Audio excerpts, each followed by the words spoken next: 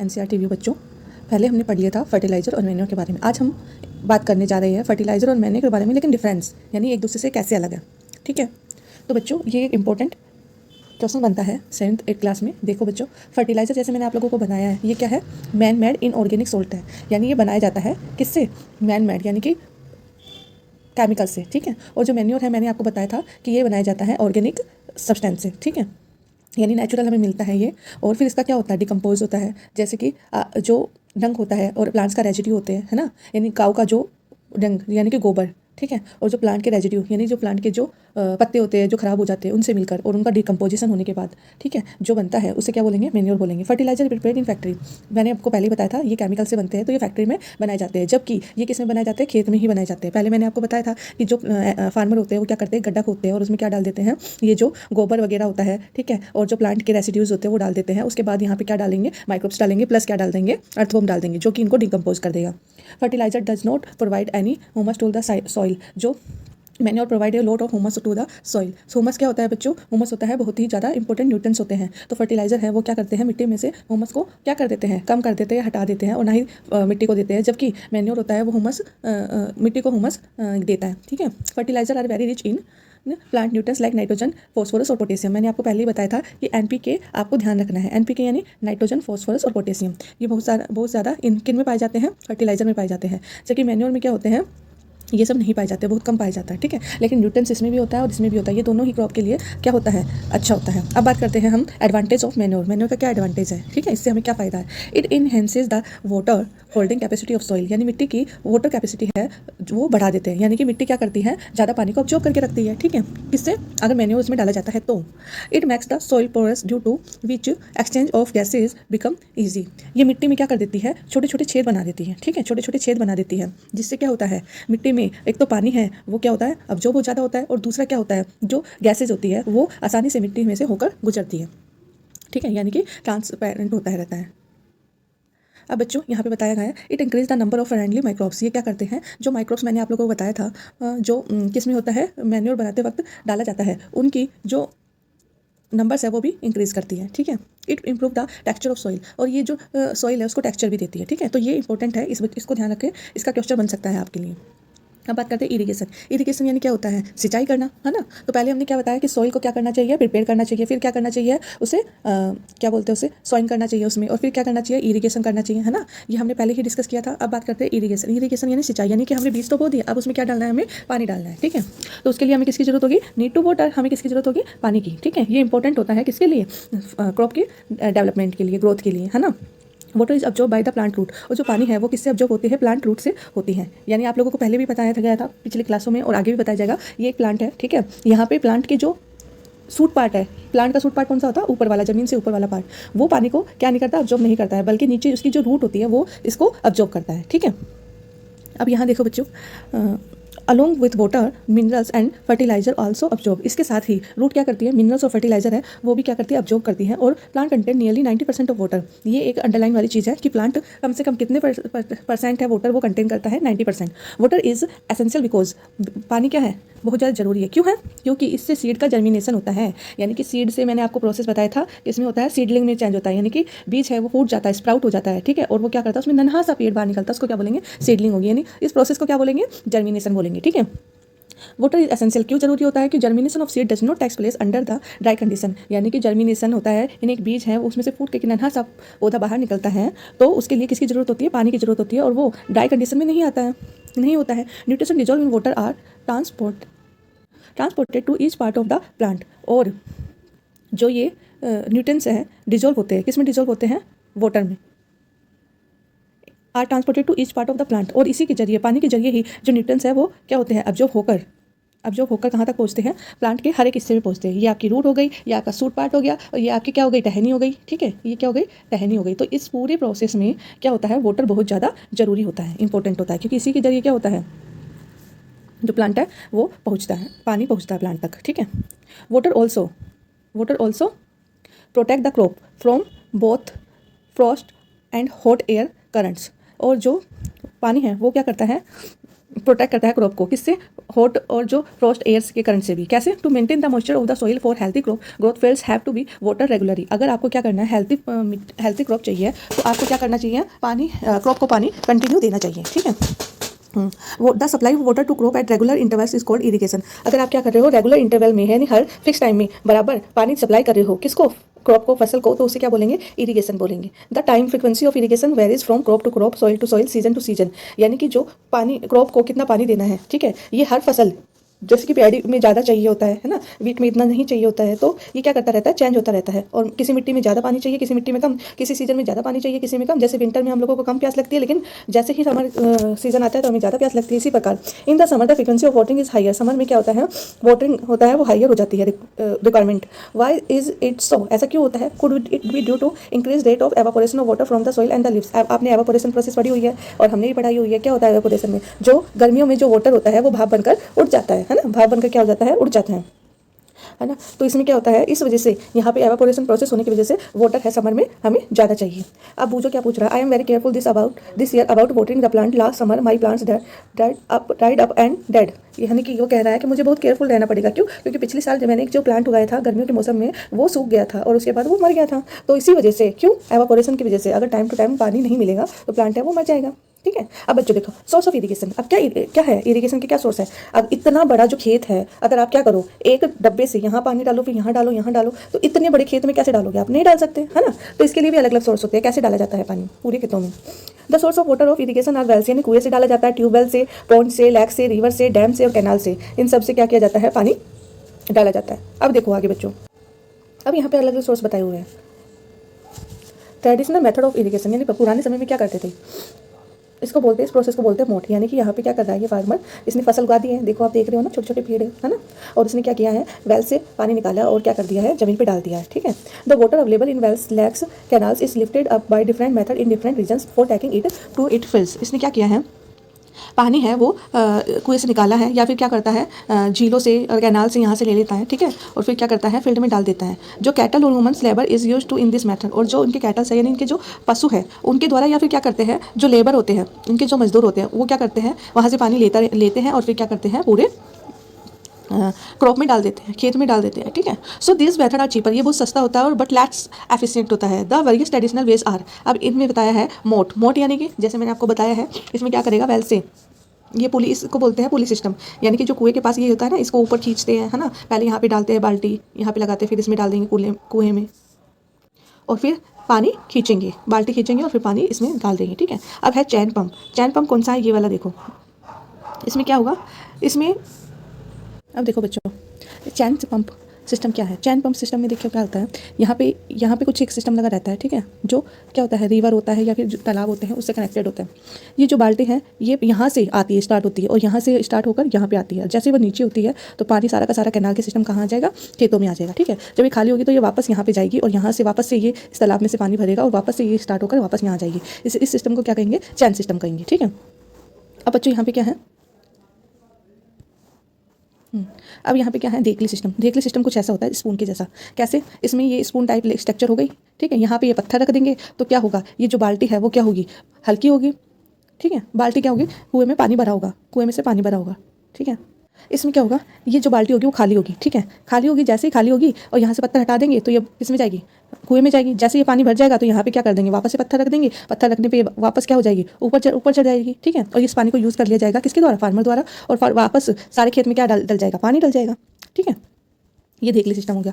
दूसरा कौन सा सिस्टम है, देखो दूसरा है राहत सिस्टम। क्या है, राहत सिस्टम। इसमें क्या होगा, इसमें ये जो सिस्टम है ये कनेक्टेड होता है इस वाले सिस्टम से। ठीक है, ये भी एक चैन सिस्टम ही है एक प्रकार से। ठीक है, इसको लीवर सिस्टम बोला गया है। लीवर कैसे, कि ये जो बैल है ये बार बार घूमती है गोल गोल गोल गोल, जैसे ये गोल गोल घूमेगी तो इधर से ये भी गोल गोल घूमेगा। जितनी बार ये बैल घूमेगी उतनी बार ये गोल गोल घूमेगा। और यहाँ पे आपने देख लिया है बाल्टी लगी हुई है पानी की, है ना, लगी हुई है ना, ये पानी भरी हुई, जैसे पानी भरेगा यहाँ पे उधेड़ेगा तो यहाँ पे एक कैनाल सिस्टम होगा जिसके थ्रू जो पानी है वो किस में चला जाएगा, खेतों में चला जाएगा। ठीक है, तो इसको क्या बोलेंगे, इसको लीवर सिस्टम भी बोले। यहाँ पे लिखा हुआ है ना लीवर सिस्टम, ये भी इंपॉर्टेंट है। लीवर सिस्टम किससे बोला गया है, ठीक है, राहत को लीवर सिस्टम बोला गया है। Pump are commonly use for lifting water pumps है वो कॉमनली यूज़ किया जाता है किसके लिए, पानी को लिफ्ट करने के लिए, ऊपर उठाने के लिए। जैसे आपके घरों में होती है ना मोटर, वो क्या करते हैं ज़मीन से पानी लिफ्ट करती है ऊपर आपकी टंकी में। वैसे ही डीजल, बायोगैस, इलेक्ट्रिसिटी और solar energy use to run this pumps. Pumps में क्या किया जाता है, या तो इलेक्ट्रिसिटी, जैसे आपके घरों में इलेक्ट्रिसिटी यूज़ होती है, वैसे ही सोलर एनर्जी या फिर डीजल, बायोगैस है, उनको यूज़ करके क्या किया जाता है, पंप का यूज़ किया जाता है खेतों में। अब बच्चों देखो, ये है मॉडर्न मेथड ऑफ इरिगेशन। आजकल क्या यूज़ किया जाता है, आजकल यूज़ किया जाता है स्प्रिंकल सिस्टम। कौन सा, स्प्रिंकल सिस्टम यूज़ किया जाता है। The system is more useful on the uneven land where sufficient water is not available. ये सिस्टम किसी यूज़ किया जाता है जहाँ पे भाई पानी पर्याप्त मात्रा में नहीं पहुँच जाता है, अनइवन लैंड होती है वहाँ तक।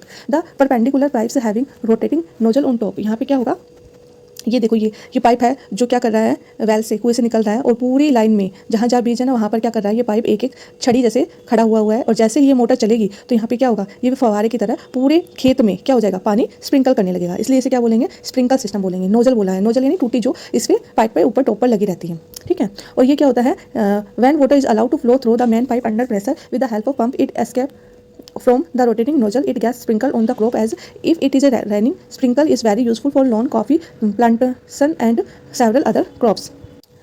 अब यहाँ पे क्या बताया गया है कि जो स्प्रिंकल सिस्टम है बहुत ज़्यादा यूजफुल है। क्यों, क्योंकि हर लाइन में प्रॉपर वे में पर्याप्त मात्रा में पानी जाता है, ठीक है। और रेगुलर इंटरवल में क्या करते रहते हैं, स्प्रिंकल सिस्टम यूज़ करते हैं, क्या करने के लिए, फसलों को पानी देने के लिए। अब ड्रिप सिस्टम है, अब ड्रिप सिस्टम में क्या है, in this system the water falls drop by drop directly near the root. यहाँ पे क्या होता है, देखो यहाँ पे नोजल्स नहीं है, स्प्रिंकल वाला सिस्टम नहीं है। ये क्या करते हैं, ये पाइप है, ये डायरेक्ट इसमें कनेक्ट होता है, रूट से कनेक्ट होता है हर एक लाइन में, ठीक है। तो यहाँ पे क्या होता है, ड्रॉप करके पानी डाला जाता है रूट्स में और रूट क्या करती है, उसको यूज़ कर लेती है उस पानी को, ठीक है। It is called drip system. इसे क्या बोलेंगे, drip system. This is the best technique for watering fruit plants, garden, tree. और ये बहुत अच्छी टेक्निक होती है किसकी, प्लांट्स की, गार्डन की और ट्री की, जिसमें क्या होता है, अच्छे से पानी अब्जॉर्ब हो जाता है, व्यर्थ नहीं जाता है पानी, ठीक है। Water is not wasted at all. इसमें बिल्कुल भी पानी क्या होता है, वेस्ट नहीं जाता। ये आपसे क्वेश्चन पूछा जा सकता है कि ऐसा कौन सा सिस्टम है जिसमें पानी वेस्ट नहीं जाता है और डायरेक्टली सफिशिएंट होता है हर एक किसके लिए, सीड के लिए। It is the boon in the region where availability of water is poor. ये एक क्या है, आशीर्वाद है, बहुत बड़ा आशीर्वाद है किसके लिए, ऐसी जगह पे जहाँ पे पानी नहीं होता है, पानी बहुत कम मात्रा में होता है।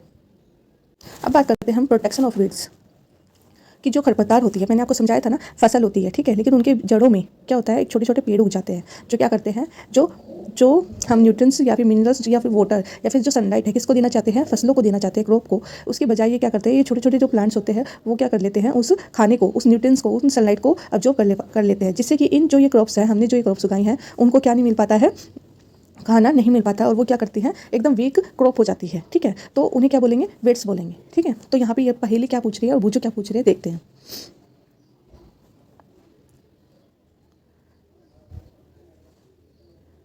हाँ, तो Vujo and Paheli went to a nearby wheat field and saw that there were some other plants in the field growing along with wheat plants. Vujo और पहेली क्या गए, अपने नियर बाई जो गेहूं का खेत था वहाँ गए और उन्होंने देखा अदर प्लांट्स को जो कि क्या कर रहे थे, क्रॉप के, जो गेहूं की फसल है उनके अलावा उगे हुए थे, ठीक है। तो Vujo पूछता है, have this other plants been planted purposely. क्या ये जो अदर प्लांट्स हैं वो भी किसी वजह से उगाए जाते हैं। In a field many other undesirable plants may grow naturally along with the crop. यानी नेचुरली क्रॉप के साथ कुछ जो छोटे प्लांट है वो भी उग जाते हैं। These undesirable plants are called weeds. ऐसे अनचाही प्लांट्स को क्या बोलेंगे, वीड्स बोलेंगे। अब the removal of weeds is called weeding. और जब हम इन खरपतवार को, जो ये प्लांट्स है छोटे छोटे, उनको खरपतवार बोलते हैं, वेडिंग बोलते हैं। अगर इनको क्या किया जाए, हटाना चाहते हैं तो क्या कहेंगे, इसको बोलेंगे वेडिंग प्रोसेस। क्या बोलेंगे, वेडिंग प्रोसेस, ठीक है। Wedding is the necessary since weds compete with the crop plants for water, nutrients, space and light. जो वेडिंग प्रोसेस है उनके लिए नेसेसरी होता है कि, तो बच्चों इसमें ये बताया गया है कि जो फसल है, क्रॉप फसल है, ठीक है, और उसमें क्या किया गया है, ये क्या करती है, कम्पीट करती है। मैंने आपको पहले बताया है, क्या बताया है, जो सनलाइट है वो क्या होती है, अगर यहाँ पे क्रॉप है, ठीक है, और यहाँ पे ये क्या है, आपका वीड्स है, तो ये क्या करेगा, ये छाया बनकर खड़ा हो जाएगा, बड़ा हो जाएगा और क्या करेगा, इस क्रॉप तक सनलाइट नहीं पहुंचने देगा, ठीक है। या फिर जो न्यूट्रिएंट्स होंगे वो क्या कर लेगा, अपनी तरफ सारा खींच लेगा। तो ये कम्पीट करते हैं क्रॉप के साथ, ठीक है। और ये ना सिर्फ इसके लिए बल्कि स्पेस, यानी कि अगर इसको, ये जो फसल है इसको अगर स्पेस ही नहीं मिलेगा, क्या नहीं मिलेगा, स्पेस ही नहीं मिलेगा, तो फिर ये कैसे ग्रो अप कर पाएगा, ठीक है। तो इन चीज़ के लिए ये बहुत ज़्यादा क्रॉप को क्या करते हैं, अफेक्ट करते हैं, क्रॉप की ग्रोथ को। सम वीड्स इंटरफेयर, और कई जो वीड्स होती है, खरपतवार होती है, वो क्या होती है, बहुत ज़्यादा पॉइजन्स भी होते हैं उसमें, जो एनिमल्स और ह्यूमन बींग्स के लिए क्या होती है, खतरनाक होती है, ठीक है। कैसी होती है, पॉइजनस होती है, खतरनाक होती है। Farmer adopt many ways to remove weeds, control their growth. और जो फार्मर होते हैं वो ऐसी बहुत सारी चीज़ें रिमूव करना चाहते हैं खेत से, जो कि कंट्रोल करती है किसको, क्रॉप के ग्रोथ को। Tilling before sowing of crop help in uprooting and killing of weeds. जो मैंने आपको बताया था टीलिंग प्रोसेस क्या होते हैं, जिससे कि मिट्टी में क्या होते हैं, लेवलिंग आती है और जो बड़े बड़े जो क्रैम्प्स हैं वो भी क्या हो जाते हैं, हट जाते हैं। तो जो टीलिंग होता है before sowing of crop help in uprooting and killing of weeds. इससे क्या होता है, जो वीड्स होती है, अनचाही जो वीड्स होती है वो क्या हो जाती है, मर जाती है। Which may then dry up and get mixed with the soil. और वो क्या हो जाती है, मिक्स हो जाती है। जब उन्हें खाड़ा जाता है तो वो मिक्स हो जाती है किसके साथ, मिट्टी के साथ। The best time for the removal of weeds is before they produce flower and seeds.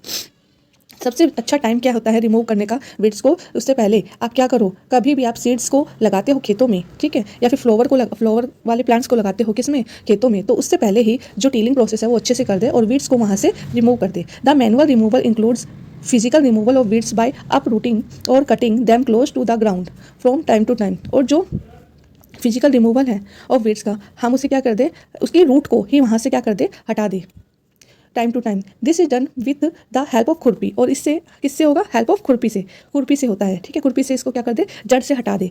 A seed drill is also use to uproot weeds. और जो सीड ड्रिल होता है वो भी क्या करता है, जो वीड्स की रूट से ही उसको हटा देता है, ठीक है। Weeds are also control by using certain chemical. और जो वीड्स है वो कुछ केमिकल्स द्वारा भी कंट्रोल किया जाता है, उन्हें बोलते हैं वेडिसाइड्स। क्या बोलेंगे उन्हें, वेडिसाइड्स।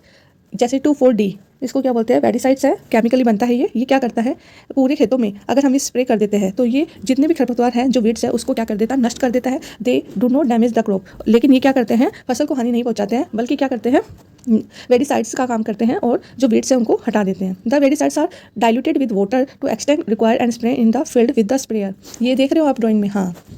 तो इसमें क्या है, ये देखो यहाँ पे बच्चों आराम से, हाँ। तो इसमें क्या है, ये क्या कर रहा है, ये इसने 2,4-D वेडिसाइड्स डाला हुआ है और ये क्या कर रहा है, स्प्रे कर रहा है, यानी पानी मिक्स करके उसको डाइल्यूट करके पूरे खेतों में डाल रहा है, जिससे कि इस प्रोसेस को क्या बोलते हैं, स्प्रेइंग वीडिसाइड्स। क्या बोलेंगे, स्प्रेइंग वीडिसाइड्स, ठीक है। तो ये कह रहा है, अब जो क्या कह रहा है, do weedicide have any effect on the person handling the weedicide sprayer. क्या वेडिसाइड्स का स्प्रेयर करते वक्त क्या जो व्यक्ति इसको स्प्रेयर करता है तो उससे उसको इफेक्ट होता है, उस पर्सन को क्या इफेक्ट होता है, ये क्या उसके लिए खतरनाक है। तो इसका आंसर क्या है, हाँ। तो बच्चों इसमें ये बताया गया है कि आपको ये पहले ही पढ़ा हुआ है कि जब भी वेडिसाइड्स करते हैं, स्प्रे करते हैं वेडिसाइड्स की, तो क्या करना चाहिए, हेल्थ ऑफ फार्मर की ये क्या करता है, अफेक्ट करता है। So they should use this chemicals very carefully. इसलिए इसको क्या करना चाहिए, बहुत केयरफुली यूज़ करना चाहिए। दे शुड, अब उनको क्या करना चाहिए, सबसे पहले तो नोज़ और माउथ को कवर करना चाहिए किसी कपड़े से, ठीक है। जब ही, क्योंकि इनको क्या कर सकता है, ये इनडायरेक्टली जो फार्मर्स है उनको अफेक्ट कर सकता है, ठीक है। अब बात करते हैं हार्वेस्टिंग की।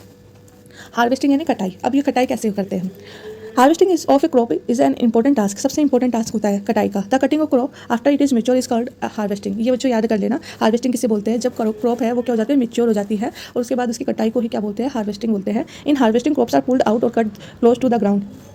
हार्वेस्टिंग में क्या होता है, क्रॉप को या तो खींच कर बाहर निकाला जाता है या फिर काट कर डाला जाता है। It is usually takes 3 to 4 month sells crop to mature. यानी कि जो दालों की जो फसल होती है उसको मेच्योर होने में 3 से 4 महीने लगते हैं। Harvesting in our is either done manually by sickle. पहले हमारे बच्चों, पहले यहाँ पे ये जो आपको सिक्कल दिखाई दे रहा है, हाँ, इससे क्या होती थी, कटाई होती थी, हार्वेस्टिंग होती थी। अब आजकल किससे होती है, मशीन से होती है। उस मशीन को क्या बोलते हैं, हार्वेस्टर बोलते हैं। In the harvested crop the grain seed needs to be separated. अब इसमें हार्वेस्टेड क्रॉप में जो ग्रेन्स है वो सीड से क्या होने चाहिए, सेपरेट हो जाते हैं। सेपरेट कैसे, अभी बताती हूँ। देखो बच्चों, अभी आपको ड्राइंग दिखाई दे रही है, ये है ना, इसमें क्या है, इसमें ये हार्वेस्टिंग हो रही है, किससे, मशीन से हो रही है। इसमें क्या होता है, जो सीड होती हैं उनको उनके ग्रेन से अलग करना होता है, ठीक है, और उनके काफ को, ठीक है। This process called threshing. इस प्रोसेस को क्या बोलते हैं, थ्रेसिंग बोलते हैं। यानी ये देखो, गेहूं की बाली होती है, गेहूं की फसल होती है, यहाँ पे ये गेहूं लगे रहते हैं, ठीक है। ये क्या करते हैं, इस सिस्टम को, नीचे वाले सिस्टम को हटा देते हैं और इसमें से जो गेहूं के दाने होते हैं वो बाहर निकाल लिए जाते हैं, ठीक है। तो इस प्रोसेस को क्या बोलेंगे, थ्रेसिंग बोलेंगे। क्या बोलेंगे, थ्रेसिंग बोलेंगे, ठीक है। This is carried out with the help of machine cold combine. और जो ये प्रोसेस है उसको क्या बोलेंगे, उस जिस मशीन से निकाला जाता है उस मशीन को क्या बोलेंगे, कंबाइन मशीन बोलेंगे। क्या बोलेंगे, कंबाइन मशीन। आप पहेली क्या बोल रही है, पहेली से पूछते हैं। After harvesting sometimes stubs are left in the field which are burnt by farmer. Paheli is worried. She knows that it is cause pollution. It may also catch fire and damage the crop lying the field. ये पहेली पूछ रही है कि कई बार ऐसा होता है हार्वेस्टिंग के बाद उनके जो मैंने आपको बताया गेहूं है, गेहूं में से बाली में से, ये गेहूं की क्या होती है, फसल होती है, उसको बाली बोलते हैं। गेहूं की बाली में से गेहूं तो बाहर निकल जाते हैं, लेकिन जो उनका जो ये बड़े बड़े तिनके रहते हैं या फिर बड़े बड़े सूट रहते हैं, उनका क्या करते हैं, जो ये फसल, ये जो फार्मर होते हैं उनको क्या करते हैं, खेतों में जला देते हैं। जितने भी होते हैं ना ये बड़े बड़े, इनको क्या करते हैं, खेतों में जला देते हैं। तो पहले बोलती है क्या इससे पॉल्यूशन नहीं होता है, और इससे पॉल्यूशन होता है तो ये कई बार जो क्रॉप है वो जलते जलते बहुत बड़ी क्या कर देती है, फायर है वो जनरेट कर देती है, जिससे कि और लोगों को खतरा हो सकता है। अब देखो बच्चों, farmer with the small holiday of land do the separation of grain and calf by the winnowing. जो फार्मर होते हैं वो होल्डिंग द लैंड, उनके पास ज़मीन पर वो क्या करते हैं, ग्रेन और काफ को हवा के द्वारा, किसके द्वारा, हवा के द्वारा अलग करते हैं। उस प्रोसेस को क्या बोलते हैं, विनोइंग प्रोसेस बोलते हैं। आपको पहले ही पता है कुछ ऐसे मशीन होती है जिनसे क्या किया जाता है, काफ को सीड से अलग किया जाता है ना, तो उसको क्या बोलते हैं, थ्रेसिंग बोलते हैं। और जो उसकी मशीन होती है उसको क्या बोलते हैं, कंबाइन बोलते हैं, ठीक है। और जो हवा से क्या किया जाता है, उस फसल को काफ से अलग किया जाता है, गेहूं को उस काफ से अलग किया जाता है, उसको क्या बोलेंगे, हवा के द्वारा विनोइंग बोलेंगे, ठीक है। हमने 6th क्लास में भी पढ़ा हुआ ये। तो हार्वेस्ट फेस्टिवल भी होता है। हार्वेस्ट फेस्टिवल क्या होता है, जब कटाई हो जाती है फसलों की, उसको हार्वेस्ट फेस्टिवल बोलते हैं। After 3-4 month of hard work there comes the day of the harvest, यानी 3 से 4 महीने काम करने के बाद एक दिन आता है जिसमें फसलों की क्या होती है, कटाई होती है। The sign of golden fields of the standing crop laden with grain. तो बच्चों हम बात करते हैं हार्वेस्ट फेस्टिवल के बारे में। हार्वेस्ट फेस्टिवल क्या है कि जब भी फसल की कटाई होती है तो उसके उपलक्ष्य में हार्वेस्ट फेस्टिवल बनाया जाता है, ठीक है। तो इनके अलग अलग नाम भी हैं, अलग अलग नाम, जैसे कि यहाँ पे है ये पोंगल है, बैसाखी है, होली है, दिवाली है, नवन्या एंड बिहू के नाम से जाने जाते हैं, ठीक है।